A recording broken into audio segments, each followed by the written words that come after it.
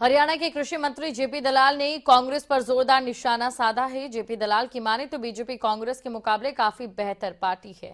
इस बीच जेपी दलाल ने दिल्ली सरकार को भी आड़े हाथों लिया है।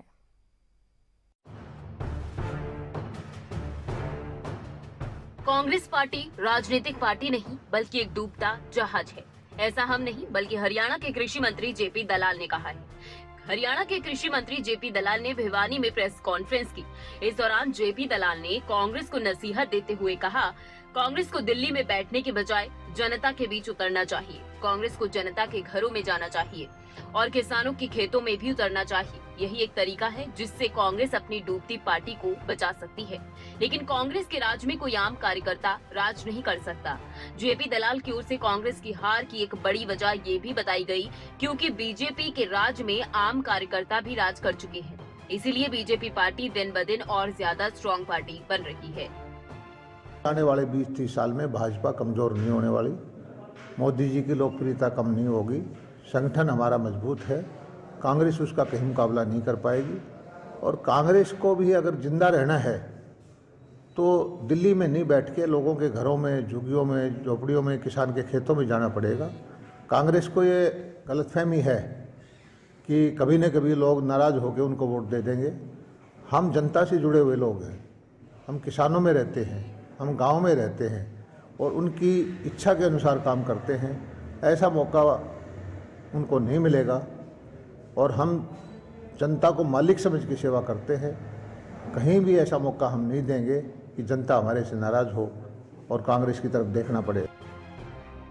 वहीं इस बीच आम आदमी पार्टी को लेकर जेपी दलाल का मानना है कि आपको सिर्फ वहां पर कुछ एक सीट मिल सकती है जहां पर कांग्रेस की हार हो रही है। कांग्रेस की हार ही आपको वोट दिला सकती है।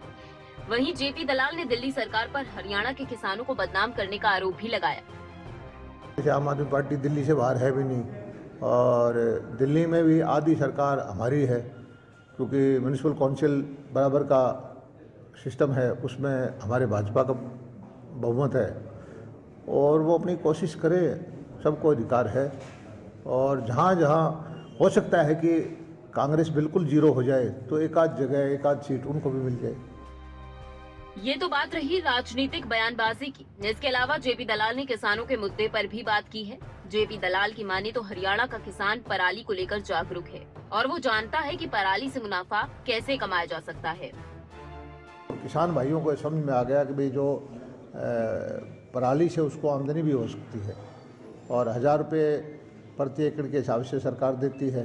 पराली उसकी बिकती भी है और उसको ये भी पता है कि जो पराली में अगर आग लगाते हैं तो जो मित्र जीव हैं वो मर जाते हैं, धरती की उर्वरा शक्ति कम हो जाती है। और किसान ने बहुत सहयोग किया है। मैं हरियाणा के किसानों को धन्यवाद अदा करता हूँ कि उसने जो सरकार की नीतियाँ हैं उसका लाभ उठाया।